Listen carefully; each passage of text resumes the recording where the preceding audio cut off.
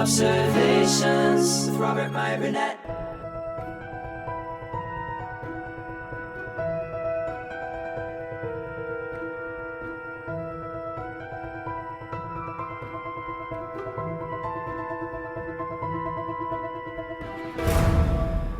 Let me read this letter because it's great. I love this letter. Upon a recent viewing of Superman Returns, I was taken with a rush of feelings of a time that I had long since forgotten. I was reminded of a time before the DC Cinematic Universe. I was reminded of a time when the only hopes for any DC Comics property to hit the silver screen was either Batman or Superman.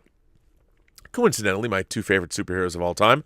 I was reminded of a time when Marvel properties ushered in a new wave of superhero films, everything from X-Men to Spider-Man to Hulk to Fantastic Four to Daredevil and Punisher, and every Marvel superhero under the sun was being optioned in their own film thanks in a large part to the blockbuster success of Sam Raimi's 2002 Spider-Man. I would add to that the success of the first two X-Men as well. But what hit me the most when viewing Superman Returns all these years later was a feeling that I had long since abated. Anticipation. Anticipation is the best and worst feeling any cinephile can have. Rarely does a movie truly deliver on that feeling of anticipation, but when a movie does, it's a wonderfully staggering feeling that needs to be experienced again. This is why I allowed myself to become infatuated with the allure of anticipation time and time again, despite being burned countless times. I'm not alone in my willful inebriation with anticipation. In fact, we imagination connoisseurs are especially prone to it. As impassioned fans, that fervent anticipation is only intensified whenever a film from a long gestating property is announced. I can only imagine how Star Wars fans felt when they got word in 1997 that George Lucas was developing a prequel trilogy. Oh, I can tell you, there was a lot of anticipation. Or how Star Trek fans felt when Paramount announced a cinematic reboot of the franchise in 2007. Maybe then not so much. Anticipation lights the fuse to a firecracker that can either shoot up to dizzying heights or become a useless fizzle of smoke. More than just generating excitement, anticipation gives you hope and sets up lofty expectations that might or might not be realistic. But say a film doesn't live up to your personal expectations of it. Does that automatically make the film bad or something much worse than it turned out to be?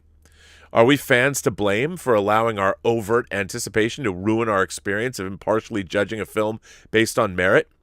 My own experience provides a rather complicated answer. As a lifelong Superman fan, I was frustrated at years of false starts at trying to get a new Superman film off the ground. Quite frankly, it was emotional torture for me. After viewing the Matrix trilogy and watching our hero Neo battle the villainous Agent Smith in a masterclass of epic sensory overload of CGI slugfests, I was amazed at how we were finally at the point where advances in filmmaking had made the unfilmable a celluloid reality. I imagined what a Superman film would look like if it was given this treatment. And then the news broke in the summer of 2004. Bryan Singer, director of the X-Men franchise, partnered with Warner Brothers, the studio that brought us the groundbreaking Matrix trilogy, and announced they were working together on a brand new Superman film for release in the summer of 2006. This was actually going to happen? Hell to the yeah! I was beyond excited. My anticipation through the goddamn roof. The Christopher Reeve films were good, but limited by the technology of their time. After witnessing the Matrix trilogy, I knew this version of Superman wouldn't be blowing out fires or stopping natural disasters. This Superman would be stopping a superpowered villain from leveling Metropolis. I knew Superman would finally be given his due, and the action depicted on the comic book page would finally be realized in full cinematic glory. Bring it on. As casting rounded out for the newly titled Superman Returns, I was dismayed at no mention of a supervillain being cast. There was no mention of Brainiac, of Parasite, of Mongol, Bizarro, nobody. The plot was kept a secret, hardly anything leaked. Rumors swirled that the film was a loose sequel to 1978's Superman. No matter. I held out hope for a supervillain even after the trailer was released in May of 2006, and showed none. I was worried, but definitely not enough to kill my and countless other Superman fans' anticipation for this film. Then came opening day. This would mark the first time in my life I would be able to see a live-action Superman film in the theater. This wasn't just an eagerly anticipated movie, but an event. My anticipation building for nearly 2 years, technically almost 20 since 1987's Superman 4: The Quest for Peace, my childhood hero, Superman, had finally returned to the silver screen.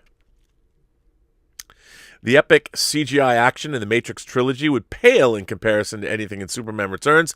The film was going to have a $100 million opening weekend. It would blow past 2002's Spider-Man domestic box office haul of $404 million. Guaranteed. Superman Returns was here and I was fucking ready. When the movie was over, the sold-out theater immediately got up and left. No one lingered. It's as if the bell had rung and we were mercifully dismissed from trigonometry class. Ouch. Everyone shuffled their way out of the auditorium. No one talked to each other. There was not a hint of chatter. No, nothing. There was a deathly silence and almost funereal atmosphere. Seeing everyone's reactions, feeling the energy, I knew that the film didn't live up to any of our expectations and what we had anticipated. When talking to friends, we were united in our problems with the film. What could have been an epic telling of the Superman mythos in a post-Matrix trilogy world turned out to be a love letter to Richard Donner. For lack of a better term, Superman Returns was a rehash of 1978's Superman, trying to rebrand a long-since abandoned version of the character and franchise for the new millennium. Superman Returns wasn't a great film, but it wasn't a bad film either. It was somewhere in that watchable purgatory so many films find themselves in, flaws and all. I still hold this view 15 years later. My gripes with the film are many. When viewing the film for the first time in 2006, a feeling of dread washed over me from the very start of the film. A pre-credits text told us that Superman left Earth behind to search for survivors amongst the remains of Krypton's destruction. One of the questions I had right off the bat was, how could there be survivors decades after a planet was incinerated by its sun's supernova, which we literally see in the opening shot of the film? Although we were watching a Superman movie, this little tidbit of the story irked me more than it should have. Also, gone for several years and leaving Earth at the mercy of foes like Lex Luthor and other threats, this was a characterization of Superman that didn't sit well with me. Superman would never turn his back on humanity for any self-affirming mission into his origins, especially if that mission was highly ambiguous and the hypothesis severely improbable. Then the opening credits began. The slow build of John Williams' iconic Superman theme played as the credits zoomed toward the audience in that familiar way seen in past Superman films. The familiarity and the nostalgia of the credit sequence didn't invoke any feeling of joy for me. Rather, a feeling of unease settled in as the film started to already feel dated just 3 minutes in. Nostalgia is best served as a sentiment, not something that can be remanufactured. Was Superman Returns really trying to connect to an abandoned Superman franchise that had run its course? Oh yes. Yes, it was. The film was cast well, with unknown Brandon Routh serving in the titular role. He had the look, but he didn't have much to work with other than trying to emulate Christopher Reeve's performance to keep continuity in this loose sequel to the 1978 film. If given the right material and maybe a tad bit more dialogue to speak, Routh could have been a great cinematic Clark Kent Superman. The supporting performances were perfectly cast, the only exception being Kate Bosworth as Lois Lane. A competent actress and rising star in the early aughts, Bosworth played Lane without any spunk or charisma, clocking in a dour performance that matched the film's tone. A somber film, Superman Returns shuns any moments of joy, the film mired in a glum look and feel. Superman also finds that he has a son named Jason. Never explicitly stated, it was heavily implied that Superman fathered a child with Lois Lane, knocking her up prior to his voyage to the remains of Krypton. The most damning evidence of Jason's paternity comes when the child pushes a piano into one of Lex Luthor's goons in the third act. Further confusing, the Jason subplot was Lane making no mention of Jason's paternity to Superman or Clark Kent. To add further confusion, I'm not entirely sure if Lane knows that Superman and Kent are the same person, as she treats both personas differently in the film, as if she doesn't know. Another annoyance was how little kryptonite affected Superman. In the finale, Superman is shown lifting a growing kryptonite continent into outer space. It made for a very impressive visual, but I was dismayed that what was being depicted on screen was an overpowered Silver Age version of Superman rather than the depowered post-Crisis on Earth's iteration I grew up with. But then again, if we were watching a continuation of the mythology established in the 1978 film, then this Silver Age interpretation of Superman was accurate. There were many other missed opportunities in the film. I was hoping we would finally get a darker post-crisis portrayal of Lex Luthor as depicted in the comics, Superman the Animated Series, and Smallville. Instead, the character was a continuation of the campy real estate tycoon of the Gene Hackman era. Luthor's plot in Superman Returns dealt with him using stolen Kryptonian technology to create a new continent in the hope of monetizing it by renting, leasing, and selling new land to people in need of fresh real estate. Despite Luthor's genius, he didn't pose any physical threat to Superman, and there was no supervillain for Superman to do battle with. The only saving grace was a thrilling sequence where Superman saves a falling airplane from crashing into a packed baseball stadium, a scene which I'm actually in. You can hear my voice. I have lines. Anyway, we'll get to that in a minute. From saving construction workers falling from job sites to putting out fires with his super breath to using his strength to stop a runaway car or preventing falling objects like the Daily Planet globe from pancaking people, this Superman was doing repetitive, mundane blandishment we've seen in films and live-action TV shows before. I never got my epic Matrix trilogy-inspired CGI hero versus villain battle I hoped for. Damn. Oh, but you did later, didn't you? Although critical reaction was positive for the film, the fan reaction was split. Breaking the 200 million barrier at the domestic box office, no slight feat, especially in 2006, the film made just shy of 400 million worldwide. It wasn't enough. The underwhelming box office shelved the Superman franchise once again. Frustrated, me and my friends often wondered what could have been after this latest attempt at cinematically reviving Superman failed to live up to our lofty expectations.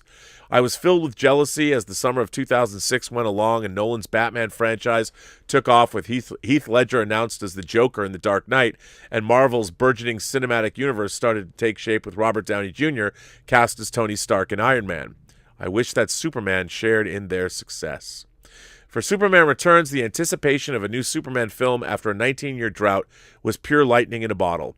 That type of anticipation wasn't something that could be manufactured again. I blame Bryan Singer relentlessly for missing the golden opportunity. But was my resentment towards Singer or his film fair? After all, I remember reading and seeing countless interviews with him during the lead-up to Superman Returns and where he would talk about always wanting to make a Superman film. He spoke with deep reverence for 1978 Superman and how he wanted to echo the wonder he felt when viewing that film as a child. In Comic-Con 2005, Singer was asked by a fan why he decided to change Superman's costume for the film. Oh, I was there. I was actually shooting that. Singer's response was, change it from what? He went on to school the fan about the evolution of Superman's costume throughout the decades in comics and other media. Singer cared deeply about the character and made the Superman film he always wanted to make. He just didn't make the Superman film I wanted him to make. Like the fan he schooled at Comic-Con, I needed to be schooled about the fact that this wasn't my film but Singer's. After all, this was the man who made the classic The Usual Suspects and the highly influential X-Men. Critics loved his vision for Superman Returns, and there were many fans who agreed. I just wasn't one of them. This was Bryan Singer's Superman Returns, not Ash's and like-minded friends' Superman Returns. No, my resentment toward Mr. Singer and his vision was not fair. I do have a less skewed view of Superman Returns now, especially after the epic Man of Steel finally gave me that action-filled Superman film I always wanted to see, offering somewhat of a catharsis. 15 years later, I still have my gripes with Superman Returns, as mentioned previously, but with Man of Steel satisfying my appetite for a modern Superman film, it made revisiting and appreciating Superman Returns that much easier. There is much to admire about Superman Returns all these years later. It's one of those rare films that you stumble upon TV and decide to watch regardless of what point in the film you happen on. It grips you, and the action sequences of Superman saving citizens from catastrophe is, quite frankly, the best non-combative use of Superman's powers put on film. The storylines in Superman Returns are ripe for sequels. In this age of streaming content and the need for Warner Brothers executives to add subscribers to their fledgling streaming service, HBO Max, an exclusive Superman film for the service would be a great idea. And with the burgeoning trend of cinematic comic book multiverses, maybe HBO Max can make a direct sequel to Superman Returns and give Singer a chance at making a sequel to his vision. I know I'd watch it. Since Superman Returns was released in June of 2006, I've tempered my anticipation when certain films that pique my fanboy interest are announced. Rather than projecting my desires at what I expect the film to be and getting lost in my burning anticipation of it, I realistically assess the film, oftentimes sitting back and waiting to see the final product on screen with the rest of the audience. In fact, I found this to be the best way to enjoy any film. The less you know and anticipate, the better the cinematic experience. From Marvel's studio's slate of film and streaming projects to the Snyder Cut to the recently announced slate of never-ending Disney Plus Star Wars material to Denis Villeneuve's Dune to Godzilla vs. Kong, my excitement is definitely there. However, my anticipation is willfully assuaged to prevent any further self-immolation. I've been burned before, and I don't want to be burned again. Anticipation is a great thing to have. Just make sure you don't set the bar so high that a film cannot reach it or become a victim of it. Well, Ash, a great letter. I know it was a long one, but I like your letter. Look, I am right there with you. I am Mr. Anticipation. And I'm lucky in the sense that I've always amped up the anticipation in my mind, but I've always also taken each film as it comes. I try and judge every film for its own sake. Like, I don't necessarily go in, and I find this really interesting. I found this is more true of superhero movies. People have very distinct ideas of what and who their superhero, their whatever their favorite superheroes, what they should be. I mean, the arguments, like John Campy and I have always been on in the camp of loving Man of Steel. Is Man of Steel perfect? No. Do I believe that Jonathan Kent should have died in the film? Well, maybe, but not in the way he does. But then again, he in the film, if you take the film and read the text of what that film gives you, I think it's true to itself. And for me, I always, again, try and take... That's why I like Man of Steel. I see it more as a science fiction first contact tale of what it means to be Superman. He didn't grow up as Superboy, and I take it unto itself. I don't... And the whole battle at the end of the movie, I mean, the idea that if two super beings are battling over a city, that Superman is somehow supposed to be saving civilians at the same time he's battling Zod, which, by the way, is a battle to the death. I'll never understand that because he's barely been Superman. He doesn't even know how to fly very well. So it's like, how is he supposed to be so, I don't know, have ninja skills where he can battle Zod and save the population at the same time? What I liked about Superman or Man of Steel is it's terrifying. The end of that movie is scary as fuck, and it's supposed to be. And so when I watch Superman or Man of Steel, I'm like, this movie, I think they succeeded in setting out to do what they wanted to do. I think Man of Steel is a triumph, whether I or you like it as much as, again, that's why I think that there is objective goodness in a lot of things, and our own subjectivity doesn't necessarily mean that something that does have inherent goodness is diminished. Do I think Superman or Man of Steel, I keep saying that, is a perfect film? No. I have problems with certain elements of it, but I think it's a damn good film, and I quite enjoy it, and I certainly love the portrayal of Superman. Now, full disclosure, I don't know if you know this, but I'll say it. Some people do. I worked on Superman Returns for 2 years. I was in Australia during the entirety of principal photography, and then I made a 3-hour making-of documentary called Requiem for Krypton that you can watch on the Blu-ray. Now, while Superman Returns was being made, it was A-list all the way. And I think everybody, even Kate Bosworth, did some stellar work. If there's one thing that I understand your credit, the credit that you give her about being a fine actress. I think she's an amazing actress. I think she's incredibly underrated, but she was playing the part as it was written and as Brian wanted her to play the part. They were just going after, I think that, first of all, the Superman Returns that we've all seen, there's a version of it that's a half an hour longer that I think is a little better, that's more fleshed out. It doesn't change the story at all, but I do think it's more fulfilling. The reason, like, Superman went back to Krypton is because Luthor faked evidence that Krypton was still there. Basically, that's why he went there, not that it blew up. That opening scene where the Kryptonian sun explodes was not in the movie. That was something that was added at the 11th hour after friends and family screenings. The kids were like, this movie, no one talked in the first 20 minutes. Kids were like, I don't understand what's happening, because they didn't know the 78 Superman, they didn't know the Fortress of Solitude, they didn't understand what was going on. So they rejiggered the film and cut a half an hour out of it and made it a little bit more palatable. But yeah, it's a different kind of a movie. It's not your typical superhero film. And I think that I think if there's any lesson to be learned, I can tell you that film, there was an enormous amount of craft and love that went into the making of that movie. Everybody brought their A game. Everybody was trying to make the best movie they possibly could. But I think in the case of Superman, Brian and Mike and Dan, the writers, were very specific. Mike Doherty, who wrote X2, and Dan and Mike wrote that script as well. Mike Doherty, of course, directed Godzilla King of the Monsters and Krampus and Trick or Treat. So he's a writer and a director in his own right. But they were trying to make something that was more an emotional journey as opposed to a superhero film. And I think, if anything,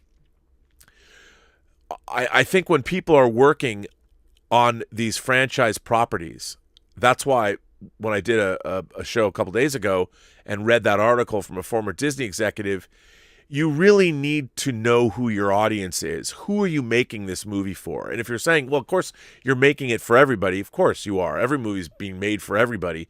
But really, if you're making a Superman movie, I think you always have to be cognizant of the fact that you're making a Superman movie and there are expectations that an audience is going to have of seeing that movie. And you yourself, well, I want to see him fight a supervillain. We now have the technology, and even the Wachowskis said that part of what they were trying to do is they wanted to make a superhero movie, and they used the first Matrix was going to establish the universe in which superheroes could exist for them. And when you have like the Burly Brawl or things that happen in Matrix Reloaded and Matrix Revolutions, when you see Agent Smith and Neo fighting in the skies, I mean, it's epic. So like you weren't the only one who had expectations of seeing a huge battle that we eventually got in both Man of Steel and the beginning of the other angle of that battle from the beginning of Batman v Superman. So I totally agree with you that, is anticipation, first of all, you said a lot. You said, is anticipation bad? No. And I would say I anticipate every James Bond movie. I get really excited, and sometimes it pays off, and many times it doesn't.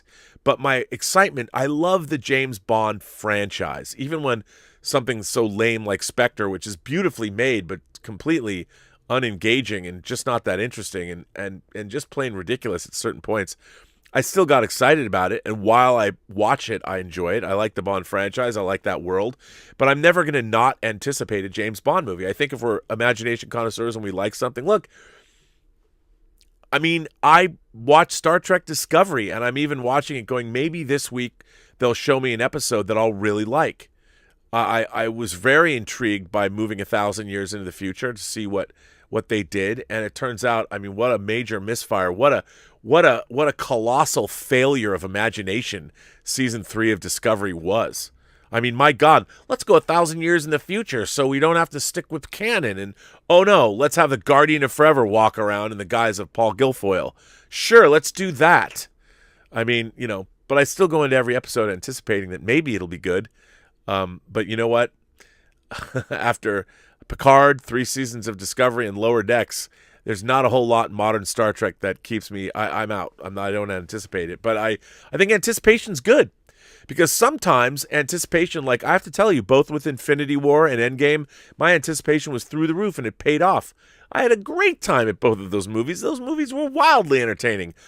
And as a matter of fact, I don't think I anticipated them enough. So I never want to lose that in my life. I never want to be that guy that's like, movie's going to suck. I hate that. I mean, I think that's so lame. Look, man, it's a lifestyle choice. Don't ever stop anticipating anything. Anticipate things. Love things.